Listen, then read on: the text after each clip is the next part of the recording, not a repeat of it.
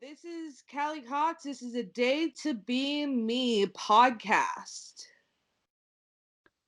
With Alexander Hodge. Kevin. Christine Rowland. We are going to be talking about my recent blog post, Time to Tell the Truth. Okay, Alex, do you want to take it away? Yes. So it's time to tell the truth.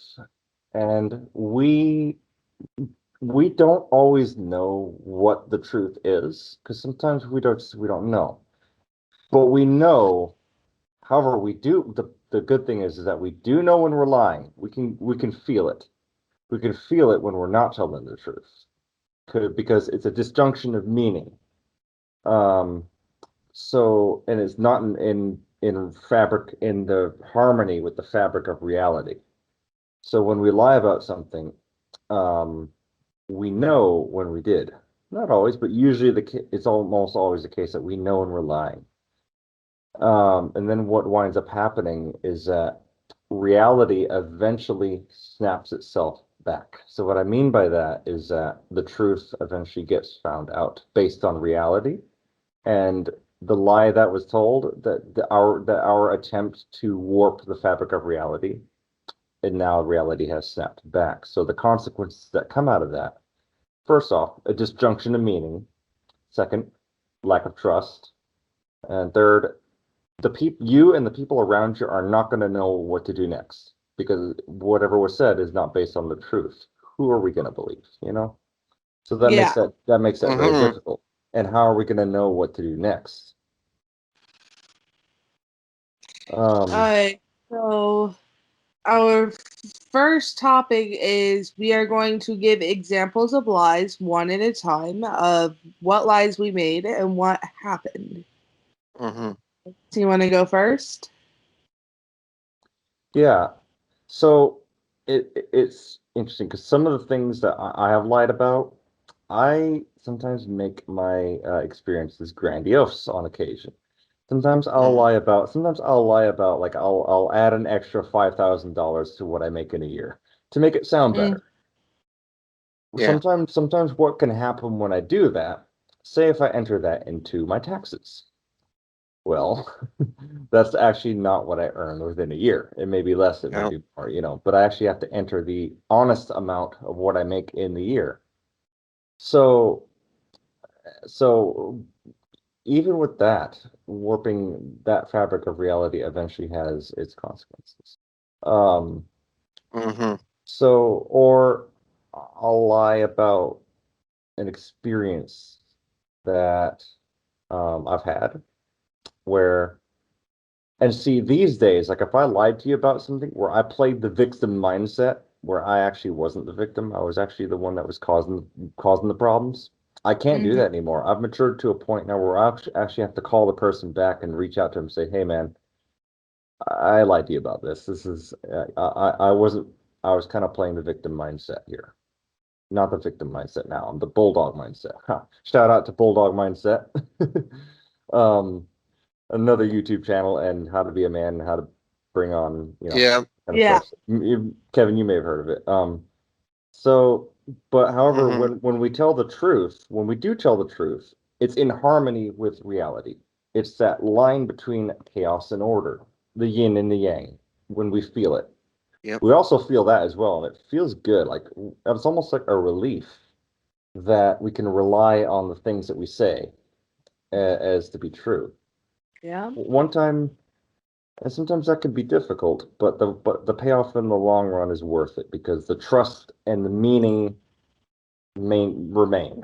Trust and meaning remain, and those are two very important points in life: is trust and meaning.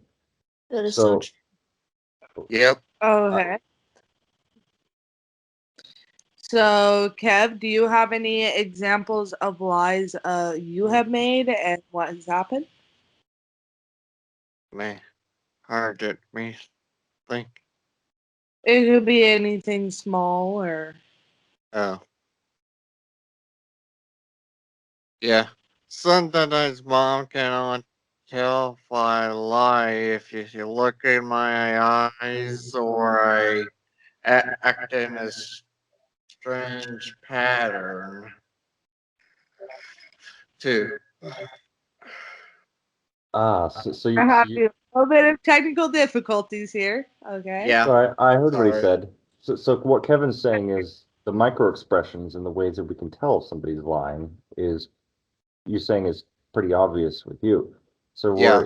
we're able to kind of do a little micro expression. You have a weird pattern to when you lie. So Yeah. that's okay. So that's a way that you can catch yourself. Yeah. You can kind of catch yourself in the act. It's like, oh nope, actually, sorry, I lied about that. Here's what really happened. You know, yeah. Kev actually brought something to my attention a few years ago. That one of the ways you can tell if, and he can correct me on this if I get it wrong.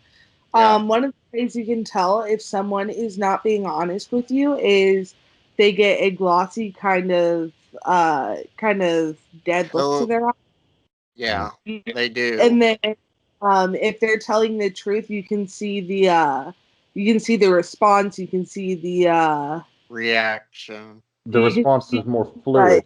eyes, respo- definitely in the eyes. If you look at their eyes you can tell Yep. it's all w- Christine, do you have any?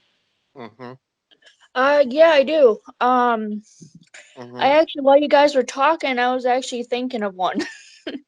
Okay. You Okay. know, to relate to the topic. Here's actually a good one. Body language. If, for example, if you know, if my grandpa can tell that, you know, I lied to him about something and my body shifts in a certain way, then he can tell that I'm lying Mhm. just by looking at my body language and how I'm moving. Yep. I Right, will right. I know that too. So are you able to know when you're lying too? Like, are you Yeah, able to know it? Okay. yeah, because So, I'm the one doing it yep. and I'm And well aware of it too. of, oh, maybe I shouldn't be saying this, or maybe I shouldn't be doing this. Yep. Exactly. like Yeah. you can feel it. You can Um, feel that Yeah. disjunction of meaning. And to tell the truth, here's a true statement about that. It makes us weak. And Yes. if Yeah. if you I have the agree. arrogance, you say, "Oh, well, I can get away with it." Well, only for a certain time, but then yeah, eventually, you get kind of a weird Yeah. feeling, and that weird feeling grows and it weakens you more when it comes closer to when the truth finally comes out. Yep. yeah, me, something that I have lied about. Let's see. When I was younger, I used to sneak into my parents' cabinet with their food to sneak food. It wasn't that wasn't getting enough food. I just wanted food, and my mom would come into the kitchen and be like, "What do you have in your hands?" And I would say nothing. I don't have anything, with a dead look to my face, like I don't have anything. She would check my hands and she'd say, "What's this?" Um, uh, Even small lies like that are can be disastrous to somebody's and you The gonna lie trust. about Yep. Yep. small like that. What else are you gonna lie about? Mhm. Hmm. I got a story to tell about a golfer, actually, funny thing.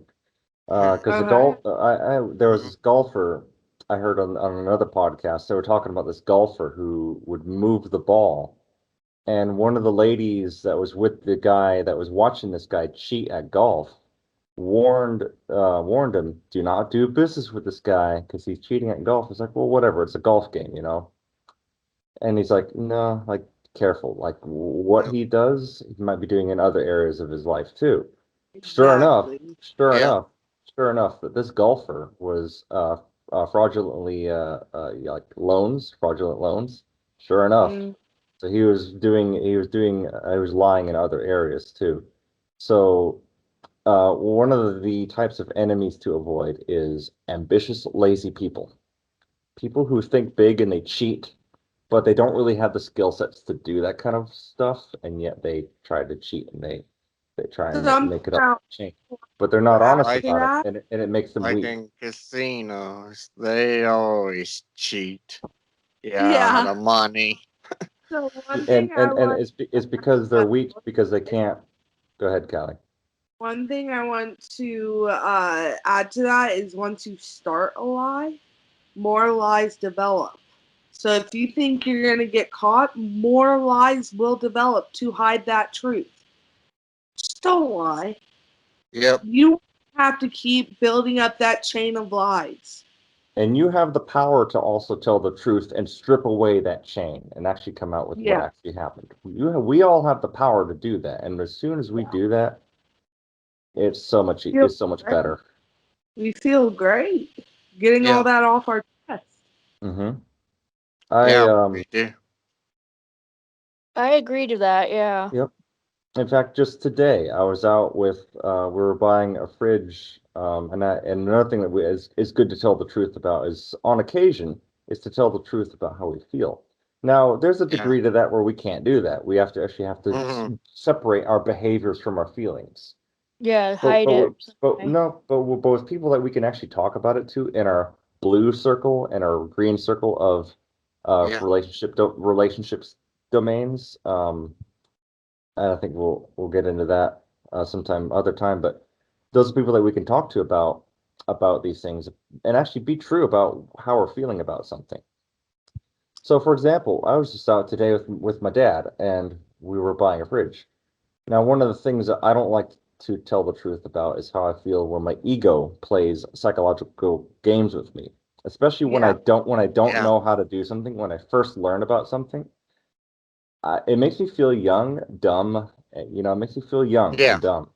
So one of the things that I felt kind of young and dumb about was I had no idea that buying a fridge that we had to watch out for what side the hinge needs to be on when we fit the fridge and when it gets delivered. I didn't know that. My dad knew that. I didn't. So my dad he kind of like questioned me to ask them about that. I had no idea. It didn't even cross my mind. And that level of ignorance made me feel, and I couldn't lie about that. I could not keep that reserved to myself. I had to tell my dad how I actually felt about that. And I did. I said, "Yeah, Dad, that no, not knowing about the hinge on the fridge, honestly, that made me feel a little bit young and dumb and full of cum, you know." Made me feel like made me feel like a young, made me feel like a young dumb boy, you know. Like that didn't even cross my mind. I mean, how stupid. It's my first time kind of buying a fridge, so it did. It made me feel kind of young. But having told him that truth of how I felt, it Yeah. took a weight off of my chest, and I think it took a weight off of his too, because he knows that feeling too. He knows when he was younger, he knows that feeling. He's been there Yep. too. It's a psychological warfare that the ego plays on our brains, but I think that's a good thing to talk about and tell the truth about how we feel about that. And that way he knows what to do next. He knows how that feels too.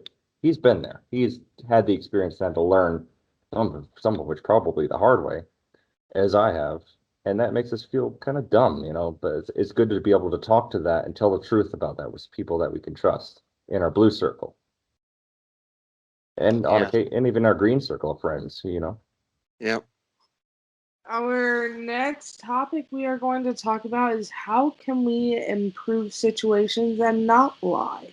So those situations that we just discussed, all of us, about the moments that we lied, how could we have gone about that better? And how could we have avoided that lie?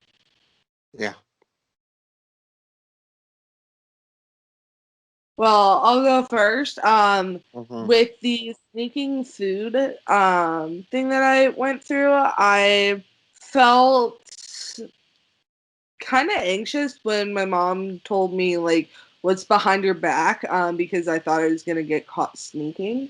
But the thing is, don't put yourself in the position to have to lie. Had I not been doing the sneaking, then I would not have been put in that position where I'm like, do I tell the truth and do I lie? If I told the truth, yes, the food would have gotten taken away, which it did Yeah. anyway. And second off, I probably wouldn't have been in as much trouble as I was that I lied and got caught lying. Alex? All right. Mhm. So the things that I've told the truth about, and it went well, was when I take ownership and I actually take the blame of something that goes wrong at my job. So Yep. say if I haven't counted for something and I forgot to update the counts. It's interesting because one of our my teammates got blamed for that, even though it was me, or even though it was kind of both of us. But here's the thing. It wasn't actually him, it was me. So I actually, by raising my hand and saying, nope, that was my fault, I take ownership of this, and then I implement a solution. Then I also am honest about my implementation of the solution, and I actually go and do the solution, and I fix it. So taking ownership of what went wrong is great because then that shows my boss that, oh, this guy's taking ownership. He's actually maybe this could be like a leadership role kind of thing where he could be trusted to take ownership of a problem and solve it and even make and actually have the capability of making a mistake and then also taking honest ownership of that mistake and implementing a Yeah. solution and fixing it, but also taking ownership of the solution, honest ownership of the solution. So if the solution goes bad, well, my fault, that was me, but I did my best with my solution. Something that I want all of us to answer is how does it feel to tell the truth versus how does it feel to start a lie? Okay, Kev, if you want to go first, you can. Uh, Telling the truth takes weight off your chest, but lying hurts you physically and mentally more. Okay. Mhm. Christine, Um, how does lying make you feel and telling the truth make you feel? in my own perspective, lying to somebody and or people that they trust or I trust when I lie, it doesn't make me feel good after a while. It just eats me up. Mm-mm. Like, you Mhm. know, That but guilt. when I reveal, hey, and I pull them aside, hey, I lied to you. This is what happened for real, and I'm sorry if I lied. This is how I can Mhm. make it up to you. How does that part feel? And that's that. Gets the weight off your shoulders, doesn't it? Yeah, Exactly. Yeah, It does, makes yeah. you lighter than air. yeah, yeah. Yep, exactly. Alex? It's light on your feet. Yep. Mm-hmm. Alex? Yeah, so like when I lied about something, either be exaggerating it or actually telling it something the way it exaggerating the way it actually happened. It's again, it's a disjunction of meaning, and the reason that it feels bad is because we actually have to spend a lot of mental energy making up a new reality Yep. that's actually not based on reality. It takes a lot of mental energy out of us to come up with the shit. That's kind of explains the dead look in the eye Yep. because you're expending a lot of mental energy on making up that false reality. Yep. And that makes me weak. It makes me weak, young. It regresses me. Like it makes me just dumb. It makes me Tired. a dumb Sleep. boy again. It makes me pretty much beta-tized if I So, lie. how do So you feel instead, versus that and telling the truth? when I tell the truth, and even when I tell the truth, and even if it's a hard truth, I feel a lot more powerful. Like I feel more whole as a human Yep. being. Me too. It makes my feel like, and also the fact that I tell the truth, and now most of the time I do, because I realize that it gives my words gravitas. It gives my words meaning.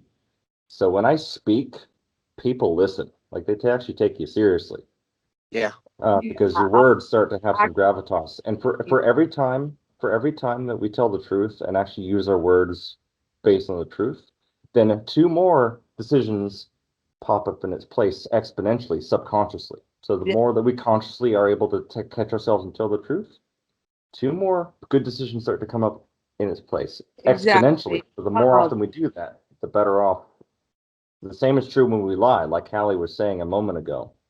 then we have to actually come up with even more and more, and then so that's actually what the Hydra represents in mythology. The Hydra represents the dragon of chaos, that for every head that you cut off, two more grow in its place. So every lie that we tell, two more stupid decisions grow in its place, and then sometimes that can spiral down out of control. God of War. But Sometimes also, it's when you tell the truth, it spirals you upwards. Mm-hmm. So the more we consciously pay attention to what we say based on reality, it's going to spiral us upward for every decision that we make. Yep, and that's where I want to bring the point that you can, when you tell your first lie, you can get into the habit of lying very quickly and very easily. You start telling the truth, the more truthful you are, the more of a habit you have of telling the truth. And you don't have to think about, should I lie? Should I tell the truth? It comes naturally. Alex is actually one of the people that I go to advice the most because of his ability to tell me, hey, this is how it is. He doesn't spare my feelings. He puts me into place and tells me this is how it is. And it helps me because I know he's going to be honest with me. I know he's going to be upfront with me. And yeah, so one thing that I do want to add is if you are in a dangerous situation, like life threatening or even will give you physical or emotional harm, Yeah. we I am encouraging you to do what you can to get out of that situation. If that means Yeah. lying to the person who is treating you that way, do it. Do anything you need to get out of dangerous situations. But as soon as you're clear of that, make sure you tell the truth. If it's for selfish reasons, like, oh, I just don't want to get caught because this person's going to get mad at me, and just for selfish reasons like that, don't lie. There's a difference. There's a difference Yeah. between moral Yeah, and and selfishness. And sometimes it is okay to reserve information, to keep it to ourselves. Some things are actually okay because if it's for Yes. survival, like Callie was saying, if it's for survival and for self-preservation and longevity, sometimes it's okay. It's actually a good thing to withhold information if it's going to do harm or even cause harm. However, telling the truth about something to cause harm for good reasons, now that's a different story because then that's something that actually needs to happen. Yeah. But like Kelly was saying, sometimes it's okay to withhold information as long as we're not lying outside of what the fabric of reality is. If it is the fabric of reality, but we have to withhold information for self-preservation, that's okay too. That's perfectly fine. Because Yeah. then that helps you and it also helps everybody around you. Kev, Christine, do you have anything to add? Keep telling the truth and don't. Absolutely. Or at least don't lie, because we don't At always know what the least. truth is. Yeah. But we know when we're lying. I mean, if I got some, I even mean, even if the situation depends on it, that also depends on whether that should decide whether you should lie or you should not lie, Yeah. Right. And depending I on would what situation you're in. Yeah, it depends on the yes. situation you're in. If It, you it are it all depends on that. It all depends on that. like if you are in danger or if you are not in danger. Yeah, Those exactly. two views. Depends Are on you in danger? who you're at. I would lean more towards withholding information in Yeah. that situation There are rather than lying. also Because times lying means that where, we're warping the fabric of reality. yeah, there are Yeah. also times where lying can save someone's life if they are in an abusive or domestic violence situation. Yes.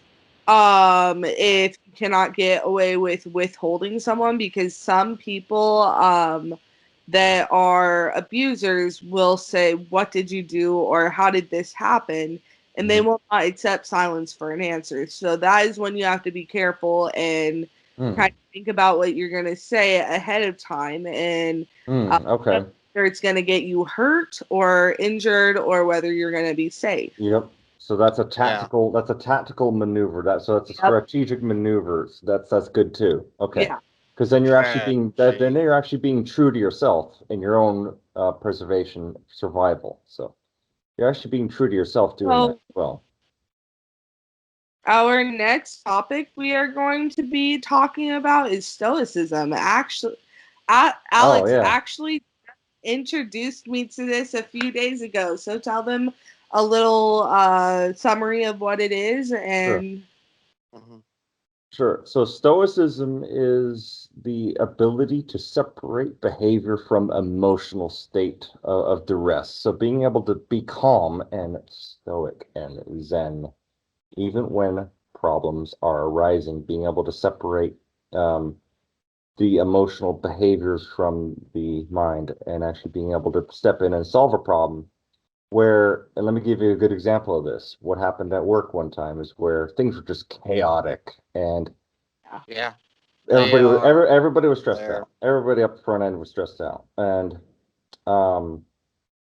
Mark, like this is the trait that I got from my GM, from our general manager, was the stoicism, the ability to be able to actually just go into it and separate the emotional, instead I Yeah. go in, I actually go in and work it anyway, because in stoicism, because sometimes you have to when you're dealing with customers and things are chaotic.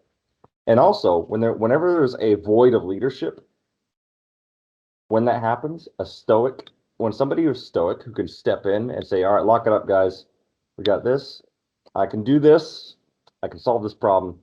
And then that's when the a void of leadership can sometimes happen, where someone stoic steps in and actually solves the problem, and it helps the team around you and yourself as well. And sometimes it's like, oh, thank God he's here. Thank God that happened. Thank God that happened. Yeah. Stoicism is a very useful tool. I recommend researching it. Like what's his name? There's the Stoic philosophers from like Greece and Rome that Yeah. nailed. I And know. yeah, Kevin, you may have heard of this. Yep. Okay. Playing video. Assassin's Well, Creed well, mythology. yeah. I So, have so, that oh, game. I mean, okay. Well, how about how the assassins can carry themselves? You realize how stoic they are, how Yeah. patient they are when they sneak in there. They're very patient. They're very stoic, and they Yep. Mhm. only use muscle when they need to solve the problem. Yep. And that is very powerful. So stoicism is a very powerful thing, and I think that I believe in Assassin's Creed. I'm pretty sure in the training they train them to be stoic. Yeah. Jumping into haystacks and all that. Ah, well, that's parkour. That's a physical. That's a physical thing. Yeah. Okay. All right. Well, this wraps up this podcast. This is a day to be me again with Alex, myself, Sarah Callie Cox, Kevin Gellinger, and Christine Yep. Rowland. We And will see go ahead podcast. and promote your website real quick. Tell Oh people yeah, what my it is. website is www.adaytobeme.com, where you can find a book that I published. You can find our blog, our audio and visual podcasts, as well as book reviews and a member site. So definitely come check us out. All Bye. right. Bye, guys. Uh-huh.